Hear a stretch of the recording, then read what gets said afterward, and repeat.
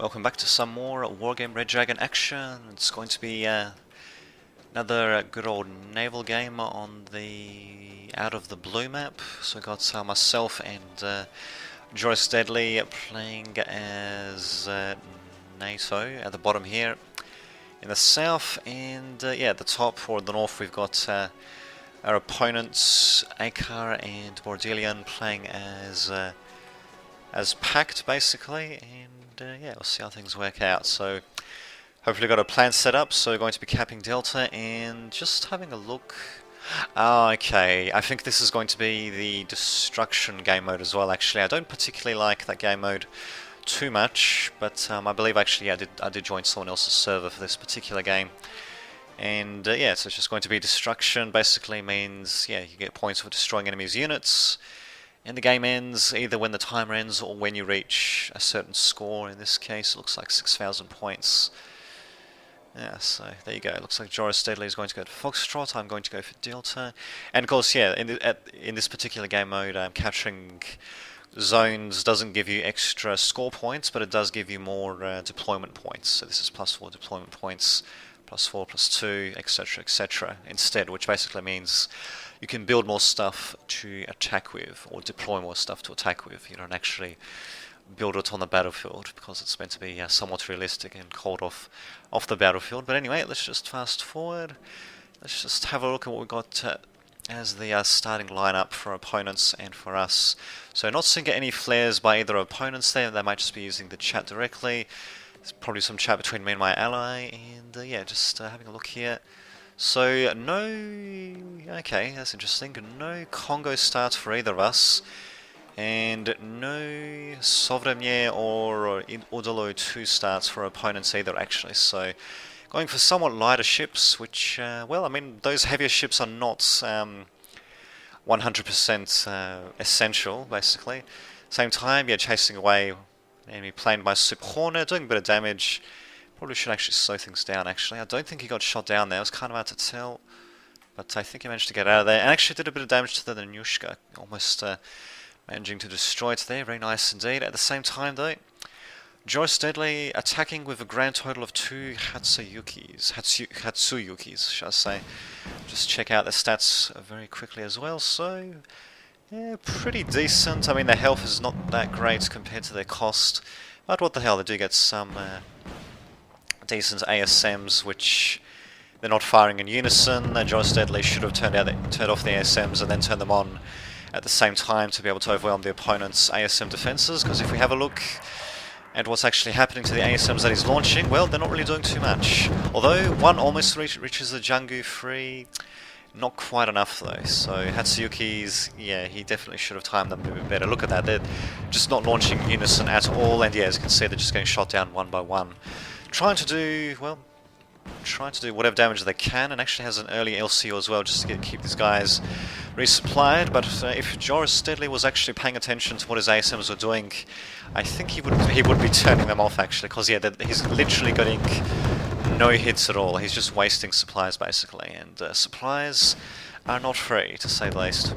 So apart from that, yeah, they get decent kills, ACMs 20%, not too bad. Yeah, they got a very good range on their anti-air missiles, and yeah, ASMs have got pretty good range as well. And even their main gun is a defensive one that can be used against ASMs. Not the greatest of ranges, but still. As to myself, yeah, just deploying to Delta with the Oliver Hazard Perry, which is a pretty standard little, well, depending on what you define as standard, a standard frigate, I suppose, for NATO. So yeah, pretty good health for cost. Not too shabby. ASMs, not bad. Well, actually, very decent kills. I mean, the kills officially is medium for the, that's just the inbuilt kills for the ship itself, but otherwise it does have 2 separate weapons as well that can function as kills as well, so I can cover other ships. Also scouting out with my own helicopters as well, something that I don't see anyone else doing here, not even our opponents at all. And Hatsuyuki's finally running out of ASMs, and yeah, looks like going to have a couple of attacks by our opponents to try to capitalize on that. So Jangu free, 4 free, something range, free 150. So yeah, actually outranging them pretty nicely as well. Jangu free is interesting little ship there. Even got Nanyushka coming in, despite the fact that its strength is god-awful. But, well, Josh Deadly, what is he going to do with his Hatsuyukis? Looks like he's just going to be sending them forward. And as myself, well, I do have a Chamsuri sent in to help out against... oh, okay.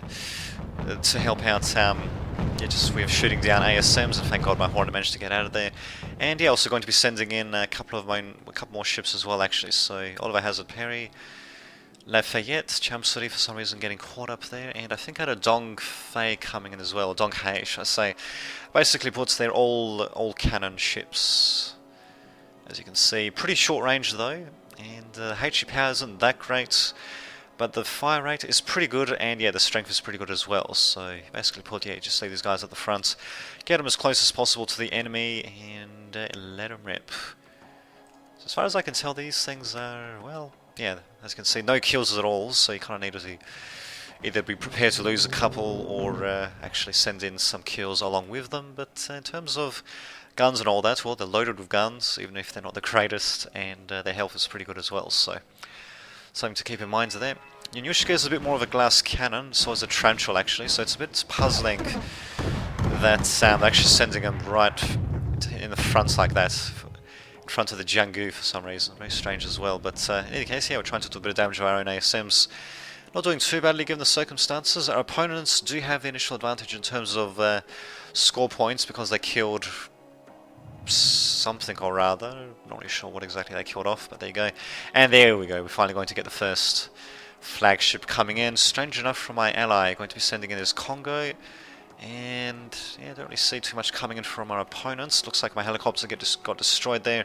I think, yeah, it actually got destroyed by the ships there, so I just wasn't paying enough attention. Very unfortunate, but thankfully they only cost 60 points each, which is not actually indicated there. There we go, it's indicated right there. And compared to, say, you know, the 250 point Lafayette... oh no, that's 200 points Lafayette. This is 250. It's not really that expensive, but at the same time, you know, you don't really want to be losing helicopters like that either, so 60 points is not exactly that cheap either. But oh well, in any case, yeah, coming in with my own ships, Lafayette, Oliver Hazard Perry. I could do some support from Joris Deadly. I can't remember if I actually mentioned to him, you know, the fact that I actually wanted to, wow, okay.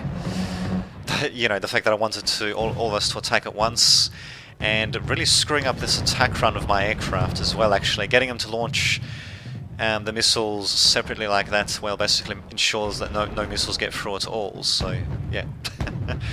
Yeah, making the same mistake as my opponent, essentially, but thankfully, aircrafts, they can resupply their ASMs for free, even though it takes them a little while, and unfortunately no missiles making it there either, so if my ally actually coordinated our airstrikes together, then we would have been able to get some missiles in at the very least, and, well, maybe even tear apart one of their ships before a single plane could get shot down. But yeah, well, in any case, we've got good old gun combat happening. Everyone loves gun combat, especially when these things are outfitted to the teeth with ASMs. But yeah, it looks like we do have decent kills for both sides, and yeah, Joe Steadley also going to be showing what his Congo can do. The Congo has actually got the longest main gun range out of any vessel in the game, even longer range than the Sovereignier and the Udaloy 2s, so yeah, definitely excels at yeah, just firing at a distance, and yeah, its health isn't that bad, it has pretty decent kills and all that, so, oh okay, even its main gun can actually act as kills. We'll just call it ASM defense really, because it's not actually close in at over 5 kilometers range to say the least. And yeah, there we go, slowly but surely going to be tearing into our opponents. We could actually ironically do a few more supply ships actually, but yes, what can you do? We're definitely trying to blow up our opponents as quickly as possible, going for their vulnerable tarantulas freeze. I want to call them tarantulas, but that's not quite the case. Sending in the Oliver Hazard Perry right into the thick of it. I'm not really sure why I'm doing that. Maybe just to tank damage. It's not exactly the cheapest of crafts to really tank damage with, so I should have just sent him back actually. I don't know what the hell I was doing there. But oh well, Joyce Deadly also coming in with his Congo as well. We're taking our tarantulas here and there. I think we're actually going after different targets as well actually. We should have trying to focus a bit more as well. And in fact, this Morna was actually close to death. We should have actually gone for that. How much health does this thing even have? Yeah, it's got a bit of health, not much though. Not much more than a Tarantula, I'm pretty sure. Actually, it might be more than a Tarantula. Not much more than an Anushka, I guess. And here we go, Udaloy 2 also going to be deployed for Borderland, which is going to swing things around in their favour most likely. I mean, that is kind of in their favour to begin with. And there we go, Donghei's shooting as well. In fact, given the nature of the combat here, I really should have just sent these guys a bit further forward. I'm pretty sure I just set them on an attack order. Oh, and there goes my ship as well, actually. Actually, what I could have done is I could have just sent him into the centre of the enemy fleet and then have his collateral damage do as much damage as possible to surrounding ships. Now that actually would have been an interesting idea, to say the least. I don't know how well that would have worked. In either case, yeah, I gave these Donghaes just a simple attack order, and yeah, as you can see, they're just engaging from well, from maximum range of their longest range weapon and kind of not using the other two. That's something I wasn't really thinking too much about during play, but yeah, just looking back at it now, yeah, definitely you can see how that was a bit of a mistake. At the same time though, we are slowly but surely whittling down their ships, thank God for cannons, but the Udaloy 2 is going to be coming in, and it's going to be a pretty exceptional little ship for our opponents to send across to us, to say the least. And we do at least have the advantage temporarily when it comes to score points. What is the beacon for? Where's the beacon? Around here. Oh, retreat. Okay. Just was getting obscured by these other names and all that. A couple of super Hornets coming in. Actually managing to blow up, not really sure what ship that was. I should have gone for the Nona though. I just didn't know how much supply it actually had left in it, and it actually was completely full of supplies as well, so that would have been pretty worthwhile. I did blow up something, either an Anushka or one of these Jingals, so that's better than nothing, I suppose. And yeah, definitely is time to retreat though, and yeah, just setting forth. Yeah, indeed, we definitely do need a bit more time to redeploy everything. A couple of LCUs coming in from Joyous Deadly as well, but we probably should disengage, and yeah, that's myself. Lightman just suggesting to regroup here and resupply. Because if our opponents do actually try to follow us through, they'll be forced to funnel their ships either through here or to go around actually. But from what I can tell, most of the time people just like to go, you know, the most straightforward route, which is, yeah, in this case going to be through here. But yeah, starting to slowly but surely get out of there, and he's still launching his ASMs. They're doing nothing, for fuck's sake. He's just wasting supplies, basically. And ASMs, they're pretty supply heavy, to say the least. And we're supposed to retreat back here, or at least that's what I recommended anyway. See how the Intruder does, actually. Did it score a hit? Maybe. I don't think so, actually. In any case, I think it also managed to get out of there as well. SU-27K is trying to shoot it out, but thankfully not happening. And here we go. Now this is what I'm talking about when it comes to combined air assault, and just at the right time as well. As soon as those SU-27Ks go out of there, my aircraft come in. Can I actually see them? Yeah, they can see them now, actually. They couldn't see them when they were going along the edges of the map, though. Still, I could have coordinated the missile volleys a bit better. But looks like a few missiles will get through, actually, and we've got a couple of ships getting blown up as well. The Mona is still alive, though. But yeah, a couple more ships getting blown up. A particular significant one, I think one of the Jinghaos? No, it looks a bit different to that. Although it could just be because it looks different because of the damage texture on it. Huh. Well, in any case, a couple more ships blown up, so not shabby. Our score continues to climb up, and yeah, we're getting our stuff resupplied. Yeah, we just need to watch our ASM usage, basically. Especially my opponent needs to watch his ASM usage. Me, on the other hand, I think I've barely used any ASMs at all, actually. I think I actually might sometimes be running into the opposite problem and forgetting to actually turn on ASMs at all, which, well, they're there for a reason, basically. And yeah, there are a couple of targets of opportunity here to go after as well, actually. The Anushka 3 would be a pretty decent target to go after. What is its internal kills, or whatever you want to call it, its own kills? It's only medium though, so yeah. Udaloy is right next to it though, that's a problem, and it's only got a 1 second reload time on its defensive missiles, and it's also got a defensive cannon as well, actually, so yeah, it would be a bit tricky to use ASMs against it, but it doesn't seem to matter too much because, lo and behold, we're going to be going straight into the thick of it. You're steadily sending in a Hatsuyuki, and given how much they cost, and given the fact that their strength is not that great compared to their cost, I dare say he shouldn't have actually sent his Hatsuyukis up like this. In fact, my Donghaes should have actually gone up further forward than the Hatsuyukis. In fact, they're pretty much in the opposite positions compared to what they actually should be to be optimal. The Donghaes should actually be much closer to soak up the damage and also to do more damage with more of their guns, because right now, as you can see, they're only using the single gun, and yeah, the Hatsuyukis should be a bit further behind as well, especially to take advantage of having slightly more gun range, I suppose. But yeah, well, there you go. He's used up all of his ASMs as well, of course, and Lafayette also coming in. Congo doing whatever damage it can. Tram intruders coming in, shooting them up all over the place. Got planes getting shot down everywhere. It's just sheer pandemonium, and in fact, let's just hide the HUD, in fact, just so that we can actually get a better look at things, get a nice little cinematic view. The Udaloy 2, as you can see, is taking quite a bit of damage, and despite the fact that it's actually got a little helicopter deck, helicopters unfortunately cannot land on ships in this game, which kind of sucks really. I think they cannot actually land on ships in this game, but oh well. And looks like the Udaloy is no more. Yeah, in fact, I could swear that in one of the trailers that I saw, actually, yeah, I could swear that I actually did see a helicopter either lifting off of or going onto a deck of a ship, but well, if that was the case, that was certainly a bit misleading, or maybe that was just for an earlier version of the game which had that feature removed for whatever reason. But in any case, there we go, stuff getting shut up all over the place.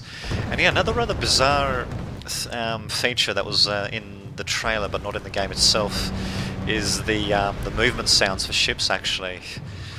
They literally don't make any sound when they move through the waves. Just zoom in and they're silent.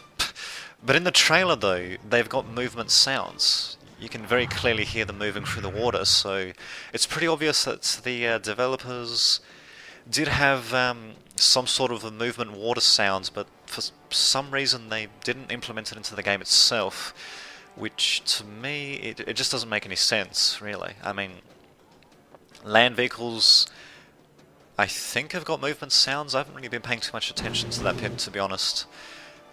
I'm pretty sure that helicopters do, as well as aircraft, so I mean, it's not like as if it's some bizarre limitation of the engine. You know, not being able to play movement sounds, for fuck's sake. So yeah, I don't know what the hell's happening there. In either case, we again got the inverse situation happening to what should actually be happening. The Donghaes should be coming in to engage in close combat. I mean, especially with this little hilly island in the way, that's absolutely perfect for close quarter combats like the close quarter combat craft like the Donghaes, just to come in and yeah, just start plugging away at enemy ships pretty much, you know, once they get into range.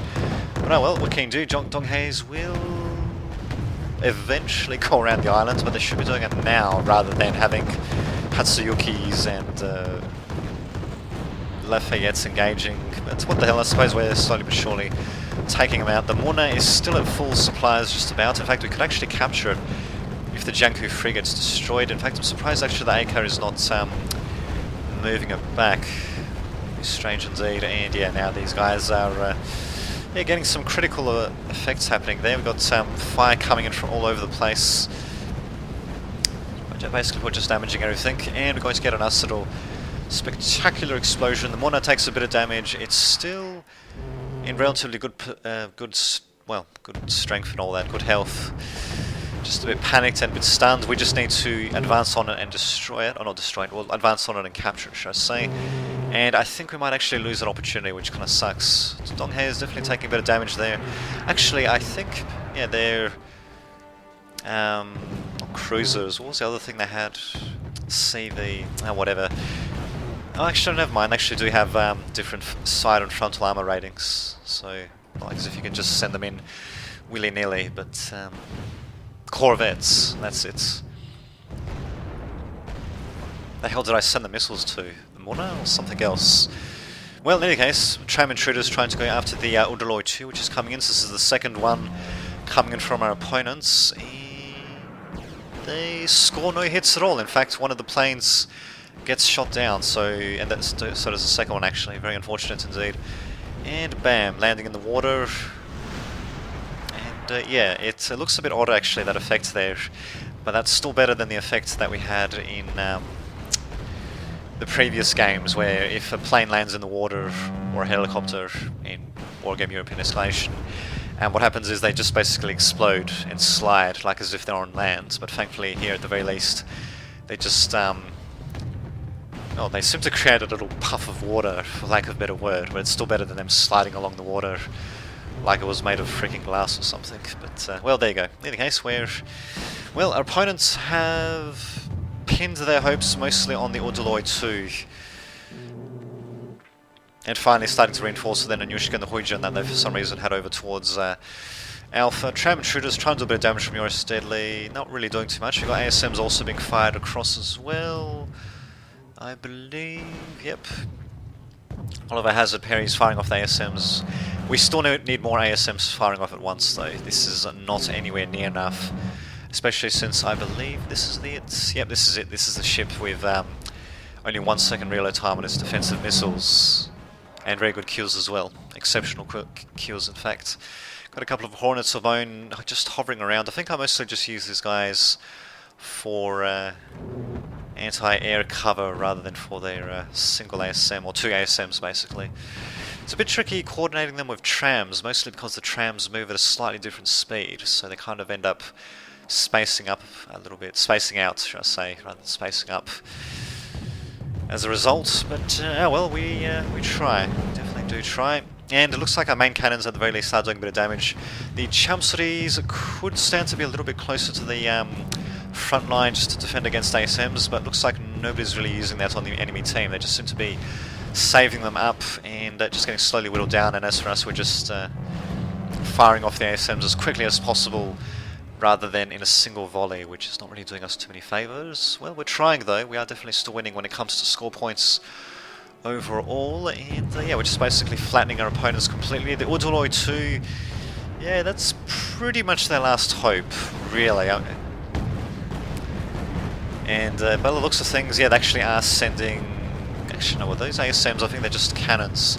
Actually, no, he's actually starting to aim the ASMs. Hasn't actually launched any just yet. We'll have to keep a close eye on that. My Donghae is unfortunately suffering pretty heavily, and actually, given how far forward they were, they actually would have been very vulnerable to ASMs.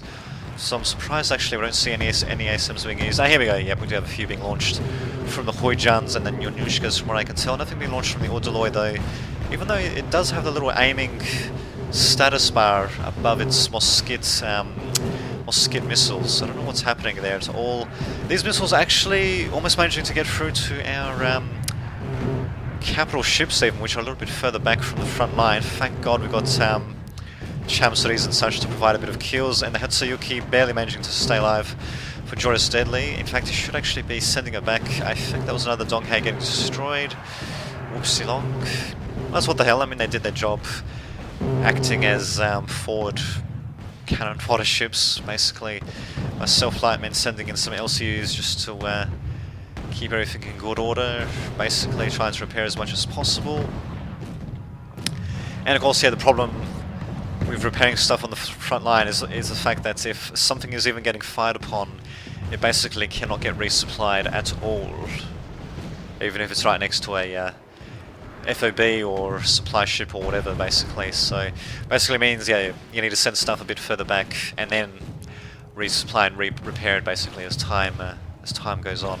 And yeah, that way you can rotate units in and out basically. Ships, it's a bit tricky to do that with ships just because of the fact that they can't reverse move, and yeah, which forces them to rotate. And these big ships especially, as you can see, well, 2 side armor compared to 4 front and back armor, so definitely exposing a bit of a weak section every time they have to turn around and go back, or just turn around and move somewhere else apart from moving forward. So yeah, it does make things a bit tricky. I've got a beacon here for something or rather to wait maybe for aircraft or something, I'm not entirely sure. Super Hornets taking a bit of damage though, flying, oh my god, right over the enemy anti-air.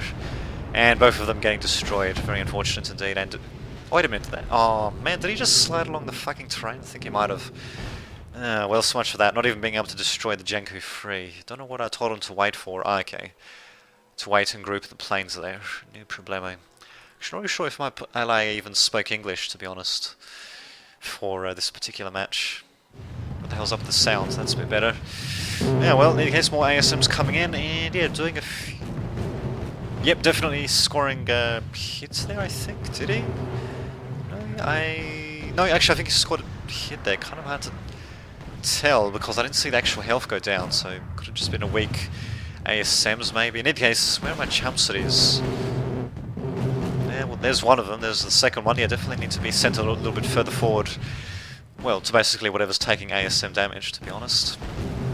LCU going forward for Joris Deadly, just to take a bit of damage as well. The problem, of course, is that these things, because they cost resources, the opponents will still get points for however many resources this thing costed, despite the fact that it's completely empty. So it's usually not a good idea to sacrifice